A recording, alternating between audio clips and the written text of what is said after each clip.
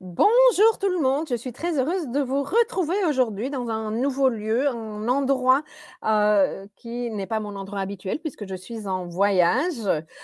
Et aujourd'hui, je suis très heureuse d'accueillir Nathalie Guetta qui va nous parler de son livre, que je vous montre ici, Devenir sa propre médecine. Donc, avant de l'accueillir, je vous la présente rapidement.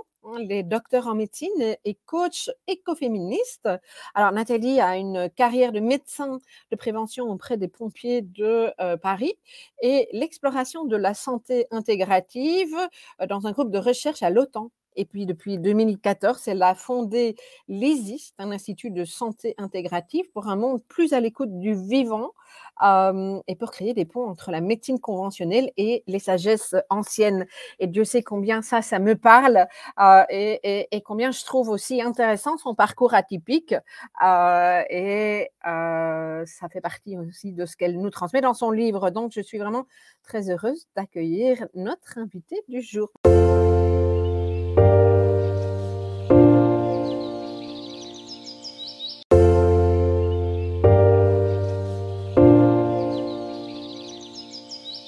Merci d'avoir accepté mon invitation pour parler de ton fabuleux livre, Devenir sa propre médecine.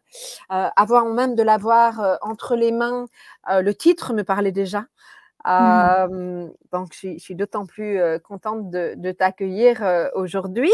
Alors, ce que je te propose, c'est peut-être, est-ce que tu peux nous donner l'intention que tu avais quand tu as écrit ce livre qui est remarquablement fourni d'ailleurs? Mmh. Alors l'intention, si tu veux, donc c'est mon troisième livre, du coup, on va dire que j'ai un peu plus d'expérience par rapport au premier. Et je m'étais dit, heu: «J'ai envie que ce livre porte une vibration, qui dégage quelque chose qui fait que les personnes qui sont connectées, qui sont sensibles, dès qu'elles le comme tu as dit, dès qu'elles entendent le titre ou dès qu'elles le voient ou dès qu'elles le prennent dans les mains, elles sentent qu'il y a quelque chose qui se passe, une ouverture des possibles». Après l'intention plus concrète, ça a été que, ces 2 dernières années, je pense on a tous traversé ça, heu, on a été plongés dans un chaos informationnel. Tu parlais de l'hypersensorialité, moi j'ai vécu vraiment ça en puissance 10 000 et je me suis demandé à ce moment-là, j'avais déjà, l'hypothèse que je devais être, HP, mais j'ai jamais fait de test.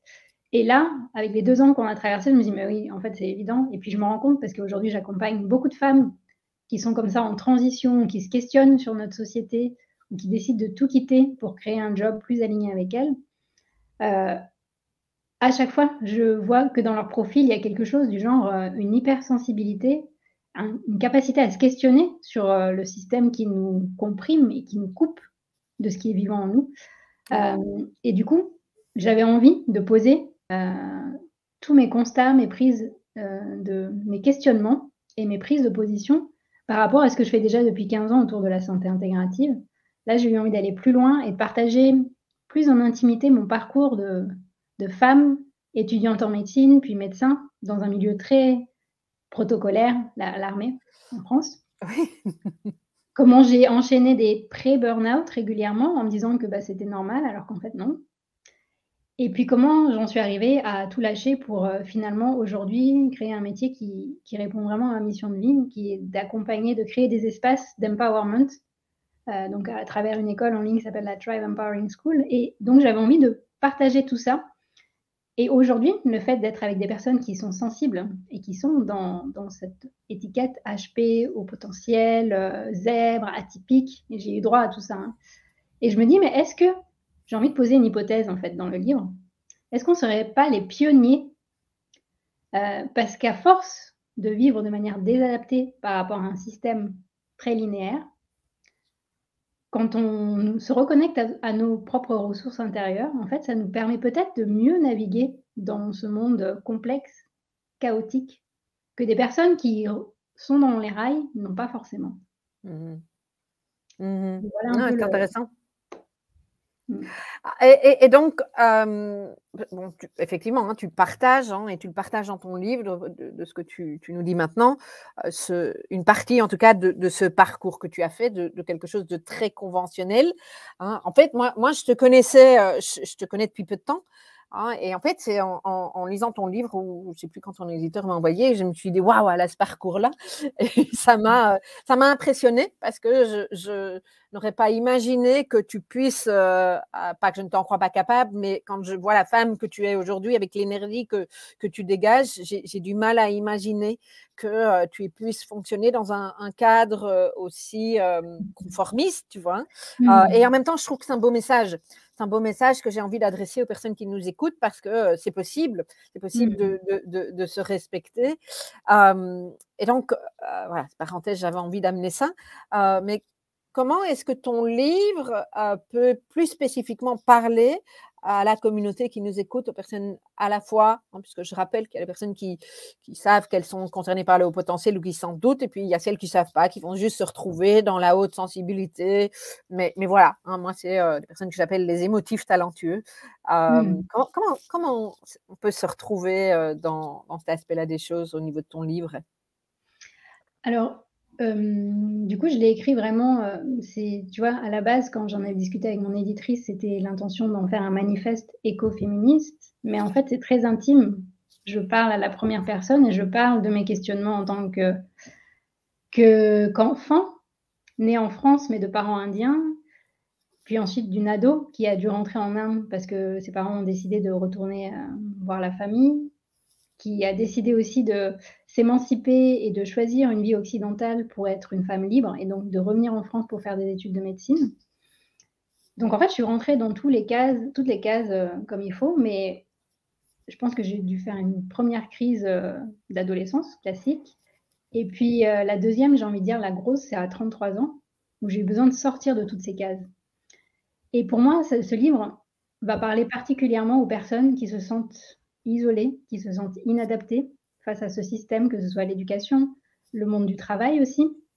J'ai pas mal côtoyé la gestion du stress et du bien-être en entreprise puisque, quand j'avais fondé l'Institut de santé intégrative, j'intervenais à la fois pour les soignants à l'hôpital, mais aussi pour, les entreprises et donc là, je me suis rendu compte qu'il y avait beaucoup de personnes qui avaient l'impression de ne pas rentrer dans les cases, mais qui s'étaient adaptées, Ouais, suradaptées. et c'est crevant ça. Mmh. Beh, exactement, et pour moi, c'est l'un des facteurs qui amène au burn-out, en fait. Mmh. Donc, il y a beaucoup de personnes, dans ces milieux-là, atypiques, au potentiel, qui se sentent très éparpillées, pourtant qui ont des talents, en fait. Quand on regarde de l'extérieur, on voit que c'est des gens qui sont capables de connecter, d'avoir plusieurs idées, de naviguer dans plusieurs dimensions. Mais du coup, avec cet éparpillement, encore une fois, il y a une perte d'énergie, il y a une forme de charge mentale puisqu'on a à chaque fois, on se compare aux autres qui sont dans le moule et forcément, on va jamais arriver à être comme eux puisqu'on est différent. On parle aussi d'hypersensibilité sensorielle, émotionnelle. Ça, c'est aussi une caractéristique qu'on retrouve beaucoup chez les personnes atypiques et pour moi, c'est une force, en fait. Oui. Et c'est en ça que je dis que je pense qu'on est des pionniers. C'est comme on a un système nerveux, sensoriel très développé, mais qu'on n'a pas appris à l'écouter, puisque c'est pas à Mmh. l'école qu'on l'apprend. Non.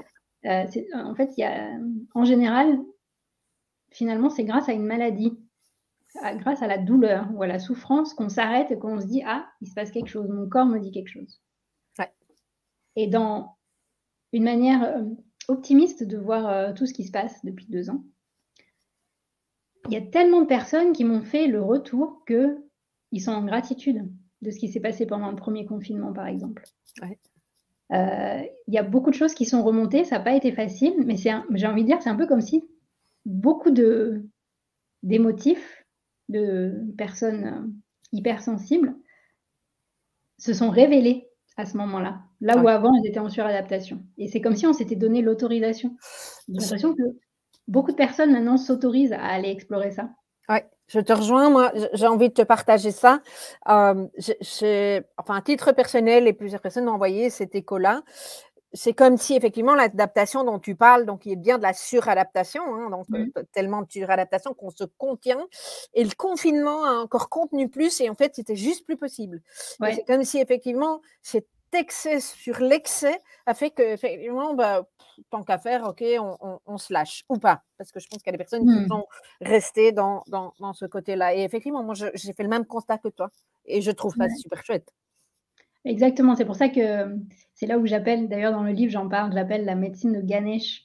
Ganesh, c'est, vous connaissez Mmh. peut-être le dieu à tête d'éléphant dans l'hindouisme en Inde, mais je l'invite plus pour sa symbolique qui est, que c'est la force en nous qui est capable de transformer les obstacles en opportunités et je pense vraiment que tout ce qu'on est en train de vivre individuellement et collectivement est très compliqué, très difficile, très chaotique, mais peut-être que derrière, il y a un cadeau. Ouais. C'est vraiment, pour moi un message hyper important. Hem et au une autre raison pour laquelle je pense que ça va parler, si vous vous sentez hors du cadre tout le temps, toujours à s'adapter aux demandes extérieures, mais qu'il y a une partie de vous qui dit: «Maintenant non, j'en peux plus en fait. Peut-être que je vais faire différemment». C'est parce que, comme on le disait au début, souvent on a plein de rêves, on a une capacité aussi visualiser et à avoir, le futur, les futurs possibles qu'on a envie de créer. On a cette connexion aussi particulière à la nature, à l'écologie, souvent. Mais en même temps, il y a une méga frustration, c'est qu'on n'arrive pas à canaliser tous ces rêves pour les matérialiser, Mmh parce mh. que les seuls modes d'emploi qui existent dans notre société patriarcale, c'est du linéaire. Tu fais ça, puis ça, puis ça, puis ça. Mmh mh. Mmh. Or, notre cerveau, il est pas habitué à fonctionner comme ça et c'est là où d'apprendre à naviguer dans cette dimension, chaotique, ça va nous apprendre à aller reconnecter à nos ressources intérieures, nos repères intérieurs et du coup, j'aime bien dire, on va accoucher de nos projets sans les forceps du patriarcat. Mmh. Mmh. C'est beau, ouais. D'ailleurs, bah, plusieurs personnes réagissent, hein, dans le chat, hein, un cadeau de la vie à chaque étape pour ceux qui veulent, en tirer, des enseignements. Oui, oui. Hem il y a une personne, Christine, qui nous demande, regarde, je vais, partager, que c'est, ça peut être intéressant ici, c'est comment sensibiliser les jeunes femmes talentueuses, à ce à quoi elles aspirent plutôt que, qu'elles suivent les directives parentales et de la société, j'ai même envie de dire, hein. Ouais. Je pense que c'est pas que, parental, hein. Mmh. Là, ce qui me vient spontanément par rapport à cette question, c'est peut-être déjà de leur dire, je sais pas si c'est une nièce ou, une connaissance ou, la fille d'une amie, de vraiment se connecter à elle d'adulte à adulte et lui dire: «Mais écoute, moi je regarde ce que je vois de toi, de ton potentiel et pourquoi tu essayerais pas?» Je pense qu'il y a des fois, c'est des simples mots, des connexions qui peuvent, ouvrir un espace et même si elle va pas tout de suite appliquer, je suis sûre que d'ici quelques semaines, quelques mois ou quelques années, quand elle aura fait son chemin, elle va se dire: «Je me rappelle de cette personne qui m'avait dit» et là, vous aurez déjà planté une graine. Ouais, ce sont des autorisations et Mmh. je pense qu'on ne mesure pas toujours, même si l'autorisation n'est pas, accueillie tout de suite, on ne Mmh. mesure pas toujours combien les autorisations sont importantes. Exact. L'autorisation d'être soi, d'être différent, de ne pas rentrer dans le cadre, de faire des choses un peu, avec ton petit grain de folie, Mmh. tellement important. Ouais, ouais. Mmh mh. Mmh.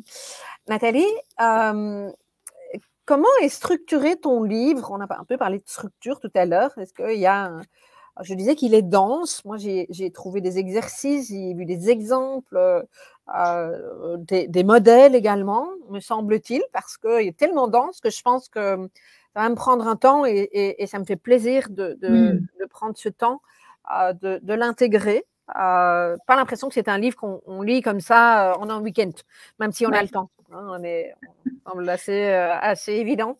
Donc dis-nous un petit peu cette ouais, structure et tu as comment bien on raison. l'utilise? Mmh. Tu as bien raison, en fait, c'est la médecine de l'infusion. Mmh.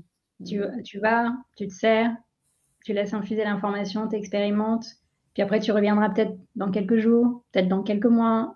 Il y a encore autre chose qui va se passer.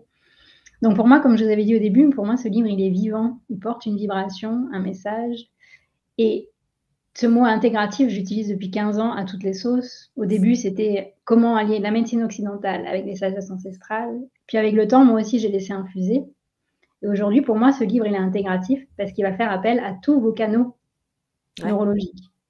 Le système nerveux sensoriel, le sensitif, les neurones miroirs, l'intelligence du ventre, le système nerveux autonome, l'intelligence du cœur, l'intuition, enfin et pour ça, donc il y a le livre à lire et comme tu disais, il y a pas mal d'exercices, des pratiques de coaching en solo que j'ai enregistrées d'ailleurs du coup, en fait, avec le livre, si vous regardez à la fin. il y a un lien vers une page internet ou un QR code et vous avez en plus les pratiques audio qui sont proposées pour que vous puissiez aussi OK, varier génial. les canaux. Euh, Ça va vous accompagner vraiment parce que moi, j'ai lu plein de bouquins super intéressants où sont proposés par exemple des méditations, mais le fait de le lire, du coup, tu peux pas lire et faire en même temps. Oui, ça me fait sourire parce qu'un jour avec une cliente, on avait abordé ça, elle s'était acheté un bouquin sur la méditation épais comme ça et Mmh. puis je lui ai demandé: «Mais comment vous pratiquez? Est-ce qu'il y a un CD ou quoi?» Elle m'avait dit: «Non, mais je m'étais dit justement la méditation, c'est de prendre de la distance avec le mental» et ça nous avait fait sourire toutes les 2. C'est pour ça que je me permets Mmh. d'en parler, mais donc Bah génial oui, cette idée de ça, ouais. QR code et de Ouais, et après moi je suis très, ça fait c'est un de mes talents en fait d'animer une communauté. Donc ce que j'aime faire aussi et que je propose du coup dans le livre pour les personnes qui veulent avoir un forme d'accompagnement, de soutien, j'ai un podcast qui s'appelle Danse avec le chaos et tous les lundis je sors un épisode en lien avec le cheminement dans le livre ou sinon j'invite quelqu'un aussi, à nous partager un peu sa manière de danser avec le chaos. Hem Et la structure à proprement parler, alors ça n'a pas été évident parce que justement, le fait d'avoir plein d'idées, 1000 idées à la minute, cette idée de livre, elle date d'il y a 4 ans, en fait, où j'avais rencontré, l'une des premières fois, Anne Guéquière, qui est l'éditrice du livre et déjà on à cette époque, moi j'étais en train de préparer mon deuxième livre sur des mantras mmh. pour accompagner les femmes qui changent le monde. Et je lui avais présenté mon projet, elle m'avait dit: «Il est super, mais pour nous, c'est pas ça qu'on cherche. Toi, il faudrait que tu écrives un livre sur ton histoire de femme médecin qui dégage les énergies de femme médecine». Sur le moment, je lui dis: «Beh non, ça me parle pas trop en fait ton truc». Puis on avait laissé et Infusé. puis là ouais, c'est ça et puis, là, bah, au moment du premier confinement, je reviens sur, j'avais cette soif d'écrire en fait, de partager un peu ce que j'étais en train de vivre. Par rapport à moi, je m'étais créé un idéal sur, la santé de demain. Avec cette vision intégrative, j'ai visité plein de centres aux États-Unis, dans plein de pays dans le monde et à chaque fois, je me disais: «Mais pourquoi est-ce qu'en France, on a du retard?» Et je me rends compte que même la Belgique, j'ai l'impression que vous êtes un peu plus ouverts. Mais Peut-être. bon, quand je discute avec les Belges, ils me disent: «Bah, nous, on a l'impression qu'en France, vous êtes plus ouverts». Donc je sais pas qui, mais en tout cas, on va dire que la France, la Belgique, on est encore timide. Oui. Et à chaque fois, je me disais: «Bon, il faut du temps pour faire évoluer le système, il faut des budgets, il faut nin Je trouvais des excuses. Mais là, en voyant comment, ces 2 dernières années ont été gérées, comment l'argent, en fait, est sorti de nulle part pour un seul type de prise en charge et tout le reste, on n'en a pas du tout parlé. Là, ça a commencé à bouillonner en moi en me disant: «Mais non, en fait, si on avait vraiment voulu créer un système de santé intégratif, ça aurait été possible». Donc qu'est-ce Mmh. qui bloque? Et donc, je suis allée visiter en moi et je me suis dit: «Mais j'ai envie de partager ça, avec les personnes qui sont intéressées par le sujet». Et donc la première partie du livre, on aborde tous nos alliés, parce qu'il y a beaucoup de personnes qui intuitivement sentent des choses, Oui. mais n'osent pas.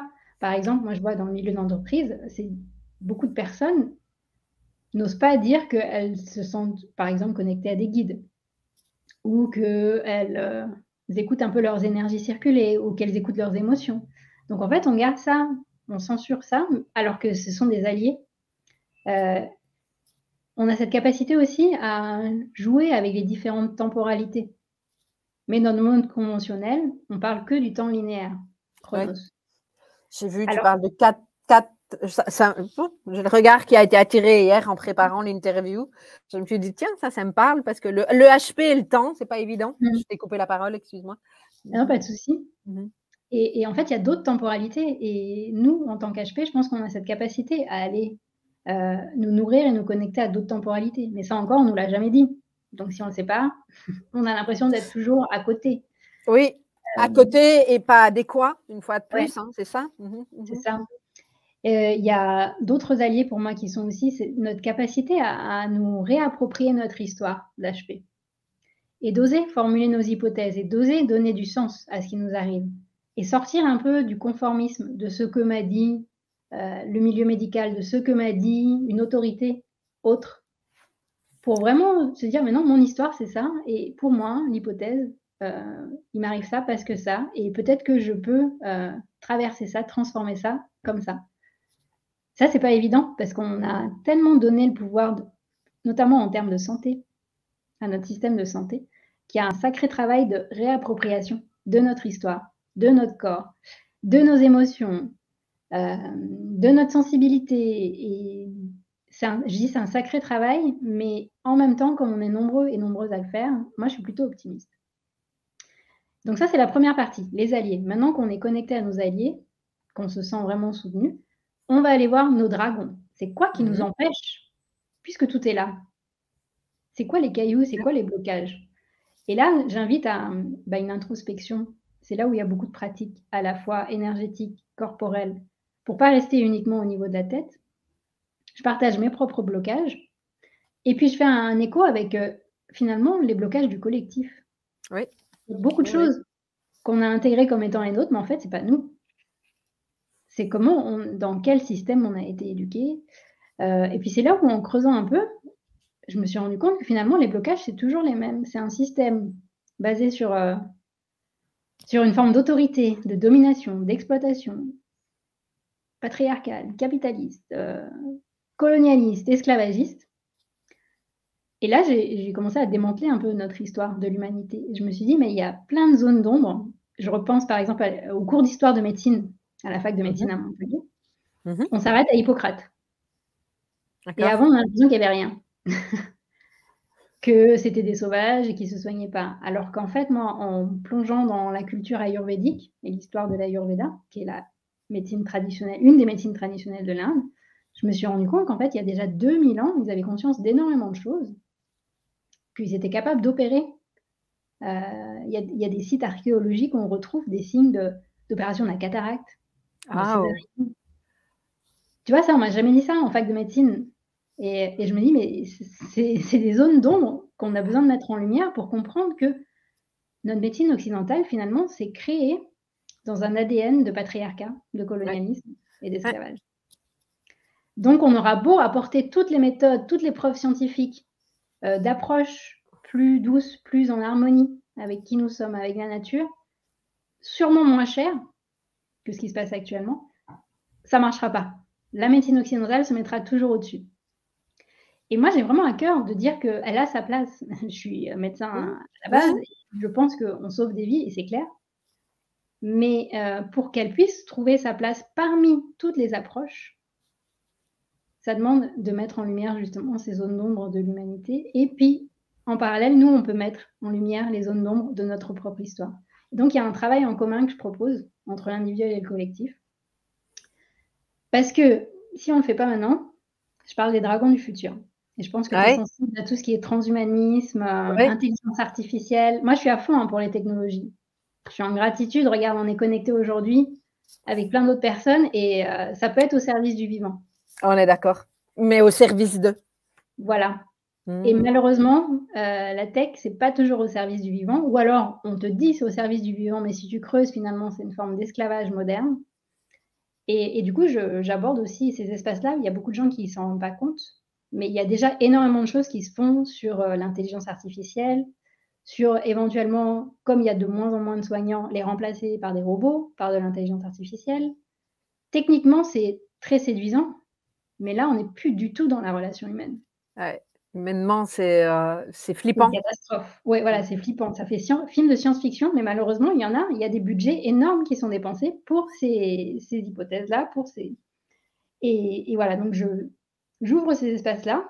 C'est pas forcément confortable, donc là aussi, je propose des pratiques pour revenir dans notre centre et retrouver une forme de calme intérieur.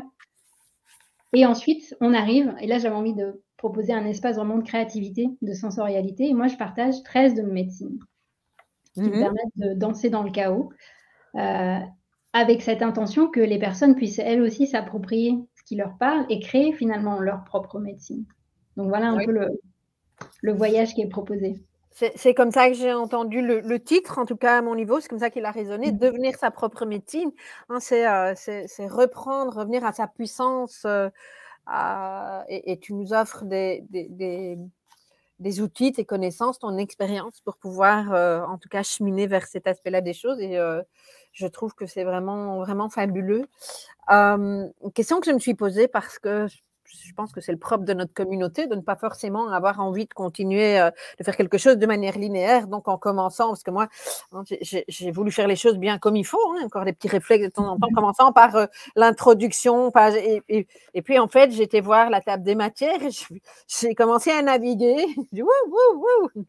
Donc, est-ce que pour toi, c'est important de le suivre de la page 1 à la page 300, je ne sais plus combien, Ah ou non, bah, tu ouvres un bel espace justement, la manière dont, j'ai envie de dire, je me suis posée pour, organiser et écrire et trouver un rythme. Tu sais, moi, à une époque, quand j'étais en transition, je venais de quitter la blouse blanche et l'uniforme et donc je me suis ouverte au champ des possibles en me disant: «Qu'est-ce que j'ai envie de faire maintenant de ma vie?»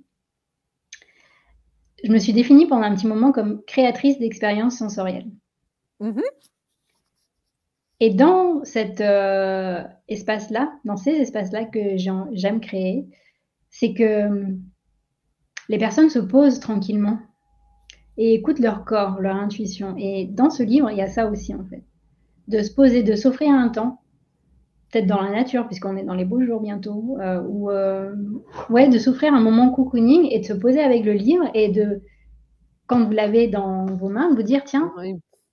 qu'est-ce que j'ai envie d'aller visiter?» Et moi, j'aime bien, en fait, faire ça et donc le sommaire complet, il est à la fin, donc vous prenez la fin, on Ouais, commence ouais, par ouais.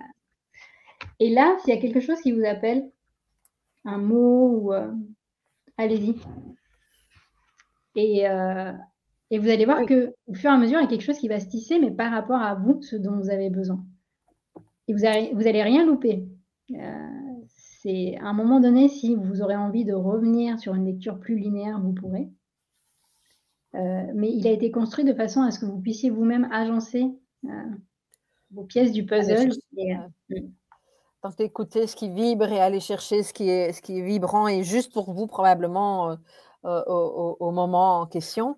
ouais, Et je te rejoins parce que, moi j'ai beaucoup raisonné avec raisonner mais pas, enfin plutôt vibrer, c'est probablement le ouais. meilleur mot.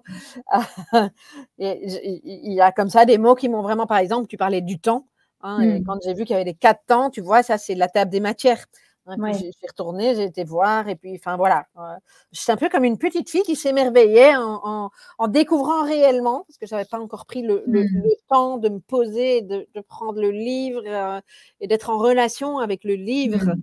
et l'énergie qu'il dégage, hein. C'est ce que j'ai voulu faire hier et voilà, ce sera probablement mon guide de voyage cet été ou en tout cas un moment où j'ai Super. où j'ai du temps, en ce qui Mmh. me concerne. Nathalie, j'aimerais te demander, est-ce qu'il y a un moyen est-ce que tu peux, puisqu'on parle beaucoup d'expériences corporelles, sensorielles, est-ce que tu pourrais nous proposer, une expérience pour, terminer cette interview pour que, bah, les gens puissent se connecter à la vibration que tu transmets dans ton livre ou je ne sais pas comment le dire, mais, en tout cas, Avec j'aimerais vivre quelque chose corporellement. Est-ce que c'est possible pour toi? avec grand plaisir, ouais. Génial. Mais si vous êtes dans un espace où vous vous sentez bien, sécure, je vous invite à, fermer les yeux, sinon vous fixez un point devant vous pour relâcher un peu, la vision. Installez-vous confortablement sur votre siège. On va prendre, 3 respirations conscientes. Ça veut dire poser notre attention à l'entrée des narines et suivre le trajet de l'air, tout simplement.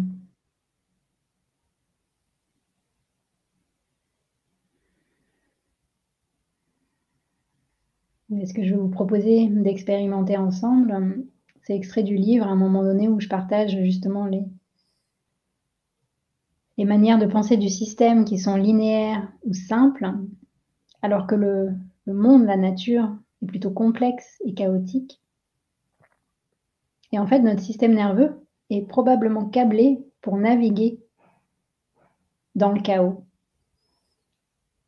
Et là, ce qu'on va faire, ça va nous permettre de passer du chaos qui peut faire peur au chaos créateur. Et déjà, c'est commencer par écouter notre organe de la gratitude qui est notre cœur. La tension peut descendre au niveau du cœur physiologique, c'est-à-dire légèrement à gauche, ou bien on appelle le cœur énergétique, le chakra du cœur au centre de la poitrine.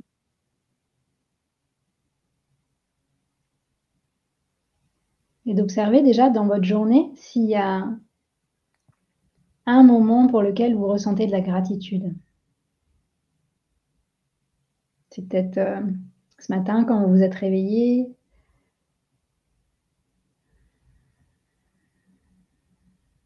ou bien un sourire que vous avez croisé, peu importe. On n'est pas dans du quantitatif, on est dans la qualité. Vous vous sentez là, en repensant à ce moment, comme un sourire intérieur. Presque un émerveillement d'enfant. Nathalie, tout à l'heure, nous partageait que ça l'avait mis dans la joie de l'enfant qui explore, et la gratitude nous permet ça, de revenir à cette part de nous qui aime explorer l'inconnu, l'imprévisible, le nouveau.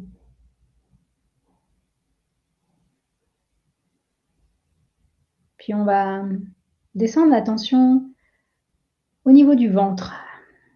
Ça aussi, c'est un cerveau qu'on découvre à peine, et pourtant il en regorge de surprises. Inspirez, expirez, sentez le ventre comme un ballon qui se gonfle, qui se dégonfle.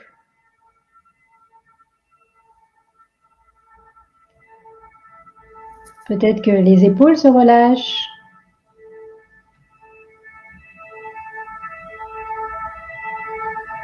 Et même si le chaos extérieur vous appelle, que ce soit sonore, que ce soit des pensées, regardez comment, avec votre attention, vous pouvez revenir dans le ventre et imaginer, sentir, visualiser ce qui se passe jusque dans la plante des pieds. Peut-être que vous avez des chaussures, peut-être pas. Sentez le contact des plantes de pied.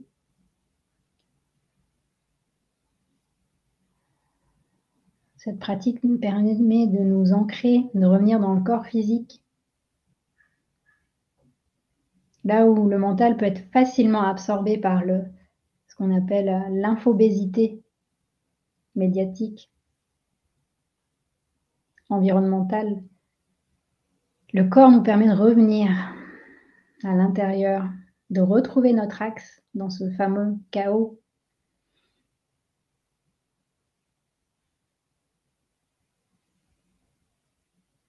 Si vous avez envie de faire un petit mouvement du bassin, ça peut être un cercle, ça peut être un tout petit mouvement.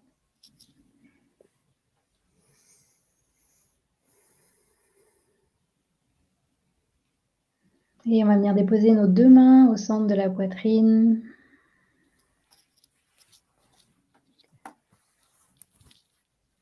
Pour nous connecter à cet espace du cœur, sentir ce feu, cette puissance dans notre ventre. Et nous savons que nous allons poser nos prochaines actions dans la journée à partir de cet espace. Une grande inspiration, on va s'étirer. Expire, vous pouvez relâcher les mains et même faire un geste comme si vous sortiez de votre bulle un mot ou quelque chose que vous avez envie de relâcher, de libérer. Ça peut être je relâche les tensions. Vous pouvez le dire à voix haute aussi. Et prochaine inspiration, vous ramenez à l'intérieur et là, vous pouvez inviter peut-être une nouvelle vibration. J'accueille de la clarté pour cet après-midi.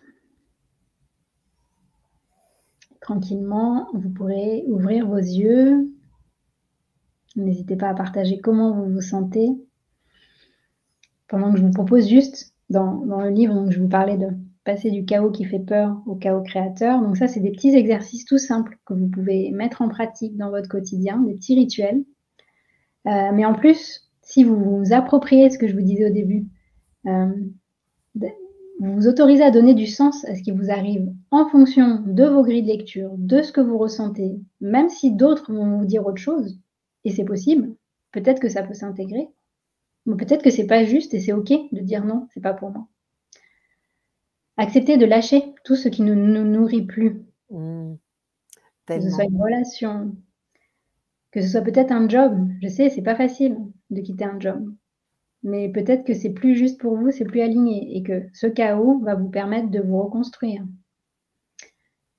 Régénérez-vous, parce que le chaos, c'est énergivore. Je parle de la médecine de la sieste dans le livre. Pour moi, ça a été vraiment énorme, en fait, d'apprendre à faire la sieste, de respecter mon sommeil. Moi qui ai fait des gardes pendant plus de 10 ans, je me suis rendu compte que c'était pas du tout physiologique pour moi. J'ai même fini ma dernière garde pour la petite histoire. En tant qu'interne aux urgences pédiatriques à Montpellier, j'ai fini sur le brancard pédiatrique, donc plié en 4, parce que je faisais une infection rénale aiguë avec une septicémie.